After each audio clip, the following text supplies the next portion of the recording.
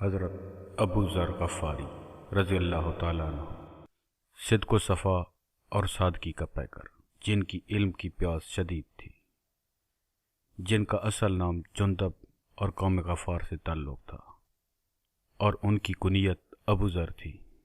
اسی وجہ سے ان کو ابو ذر غفاری پکارا جاتا تھا۔ ان کے ایمان لانے کا واقعہ آپ سے شیئر کرتے ہیں، جو بہت کم مسلمانوں کو معلوم ہوگا۔ جب وہ مکہ کی طرف چلے تو چھوٹی سی سیاہ مشک پانی سے بھر کر پشت پر ڈال کر کچھ پھل ساتھ لیے اور بھائی کو الوداع کہا۔ وہ تنے تنہا حجاز کی صحراؤں میں سفر کر کے مکہ مکرمہ جا رہے تھے۔ سفر ختم ہوا تو منزل سامنے تھی، لیکن آپ یہاں بالکل اجنبی تھے۔ کوئی ایسا نہ تھا جس کے پاس قیام کرتے، چنانچہ حرم پاک میں ایک جانب لیٹ گئے۔ مکہ مکرمہ سے آنے والا جو مسافر آپ سے ملا تھا، اس نے آپ کو بتایا تھا قبیلہ قریش کے ممتاز خاندان کا ایک شخص یہاں موجود ہے، جو کہتا ہے کہ اللہ پاک نے اپنا کلام اس پر نازل فرمایا ہے۔ آپ کے پاس جو پھل تھے وہ ختم ہو چکے تھے، بس زمزم کے پانی پر گزارا تھا۔ ایک رات حرم پاک میں لیٹے ہوئے دو عورتیں یا اصاف اور یا نائلہ کہہ کر دعائیں مانگ رہی تھیں۔ اصاف اور نائلہ کے بارے میں مشہور تھا کہ یہ یمن کے رہنے والے تھے۔ دونوں ایک دوسری کی محبت میں مبتلا ہو گئے اور حرم پاک میں بدکاری کے مرتکب ہوئے، جس کے نتیجے میں خدا کا عذاب نازل ہوا اور دونوں پتھر کے ہو گئے۔ اور اس پر عربوں نے غضب یہ کیا کہ دونوں پتھروں کی پوجا شروع کر دی اور انہیں کعبہ اور چاہے زمزم کے قریب آ کر نصب کر دیا۔ عورتیں اصاف اور نائلہ سے دعائیں مانگ رہی تھیں تو آپ لیٹے سن رہے تھے۔ آخر آپ سے رہا نہ گیا اور طنزیہ لہجے میں کہا، ایک کا دوسرے سے نکاح کر دو۔ عورتیں یہ آواز سن کر دنگ رہ گئیں۔ اصاف اور نائلہ کے متعلق ایسی بات؟ دن کا وقت ہوتا تو کسی کو مدد کے لیے پکارتیں، لیکن رات کا وقت تھا، بڑبڑاتی ہوئی چلی گئیں۔ سامنے ایک پہاڑی تھی، اس پر چڑھنے لگیں تو سامنے سرور کائنات صلی اللہ علیہ وآلہ وسلم نے پوچھا، کیا ہوا؟ تو عورتوں نے کہا، کیا بتائیں، صابی کعبہ میں پڑا ہوا ہے۔ دریافت کیا، کیا کہتا ہے؟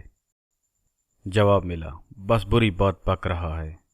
رسول کریم صلی اللہ علیہ وآلہ وسلم حرم پاک میں گئے تو نوجوان سے ملے، لیکن اس موضوع پر کوئی بات نہ کی۔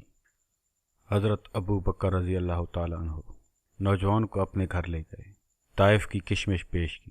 صبح ہوئی تو حضرت ابو بکر رضی اللہ تعالیٰ عنہ اس نوجوان یعنی ابو ذر غفاری کو حرم پاک لے آئے۔ رات ہوئی تو حضرت علی علیہ السلام تشریف لائے۔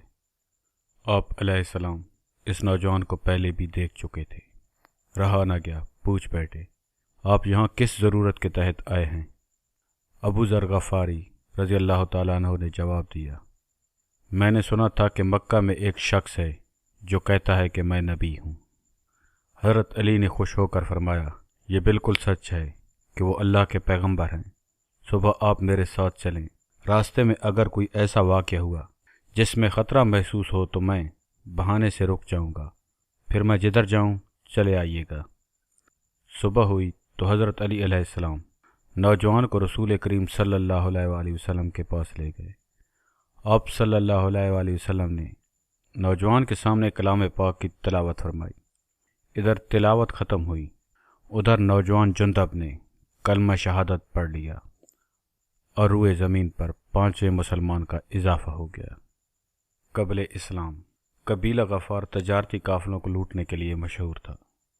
ابتدا میں آپ نے بھی قافلوں کی لوٹ مار میں حصہ لیا، لیکن آپ رضی اللہ تعالیٰ عنہ کی فطرت سلیم اس کام کو پسند نہ کرتی، اور نہ ہی آپ بتوں کے آگے سر جھکانے اور ان سے مرادیں مانگنے پر مطمئن تھے۔ آپ محسوس کرتے تھے اور آپ کا یقین تھا اس کائنات کا خالق کوئی اور ہے، اور وہ ایک ہے۔ حضرت ابو ذر غفاری حرم پاک میں اپنے مسلمان ہونے کا بے بکانہ اظہار کر چکے تھے، تو آپ صلی اللہ علیہ وآلہ وسلم کی ہدایت پر گھر پہنچے تو اپنے بھائی کو بھی اپنے مسلمان ہونے کی خبر دی۔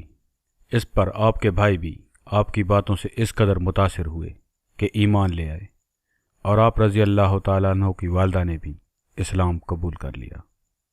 اب حضرت ابو ذر غفاری رضی اللہ تعالیٰ عنہ نے اپنے قبیلے کی طرف توجہ کی۔ قبیلے والے جمع تھے۔ سردار خفاف بن ایما کے پاس جا کر بیٹھے اور کہنے لگے، مکہ میں ایک نبی کا ظہور ہوا، وہ اس صاف آسمان، وسیع زمین اور چمکدار ستاروں کے خالق کی طرف دعوت دیتا ہے۔ شور مچ گیا، ابو ذر گمراہ ہو گیا۔ سردار نے کہا، ٹھہرو، ذرا اس کی پوری بات سنو۔ حضرت ابو ذر رضی اللہ تعالیٰ عنہ نے بڑے مؤثر انداز میں اپنی بات بیان کی اور فرمایا، ایک دن میں نہم کے بت کے پاس آیا، بڑے انکسار کے ساتھ اس پر دودھ کی نظر چڑھائی۔ واپس ہونے لگا تو میری حیرت کی انتہا نہ رہی کہ ایک کتا دودھ پی رہا ہے اور معبود خاموش کھڑا ہے۔ وہ اس مقدس دودھ سے اس کو نہ ہٹا سکا۔ پھر کتے نے نہ صرف معبود کی نظر ہڑپ کر لی بلکہ پاؤں اٹھا کر اس پر پیشاب بھی کر دیا۔ یہ ہے نہم کی طاقت، قوت، عزت، جلال اور اس کی سلطنت۔ یہ سن کر سب نے گردنیں جھکا لیں، ان کے پاس کوئی جواب نہ تھا۔ حضرت ابو ذر رضی اللہ تعالیٰ عنہ کی تبلیغ سے سردار خفاف مسلمان ہو گئے۔ کئی اور افراد نے بھی اسلام کی دعوت پر لبیک کہا، اور جو باقی بچے انہوں نے کہا کہ جب رسول اللہ صلی اللہ علیہ وآلہ وسلم آئیں گے تو ہم مسلمان ہو جائیں گے۔ حضرت ابو ذر غفاری رضی اللہ تعالیٰ عنہ نے غزوہ خندق کے بعد تمام غزوات میں شرکت فرمائی۔ سن 9 ہجری 630 میں سلطنت روم نے ملک شام میں بہت بڑی فوج جمع کر دی۔ یہ بڑا فیصلہ کن معرکہ تھا۔ حضور صلی اللہ علیہ وآلہ وسلم نے اعلان جہاد کر دیا۔ سخت گرمی کا موسم تھا، کھجور کی فصلیں پک کر تیار تھیں۔ روم جیسی بڑی طاقت سے ٹکر لینے کا معاملہ تھا۔ سچے اور مخلص مسلمان تو جہاد میں حصہ لینے کے لیے بے تاب تھے، لیکن منافق طرح طرح کے عذر کر کے رخصت طلب کر رہے تھے۔ بالآخر مسلمانوں کا لشکر غزوہ تبوک میں حصہ لینے کے لیے روانہ ہو گیا۔ حضرت ابو ذر غفاری کا اونٹ ذرا سست رفتار تھا، وہ لشکر سے پیچھے رہ گیا۔ شور مچ گیا، ابو ذر غفاری رہ گئے، ابو ذر رہ گئے۔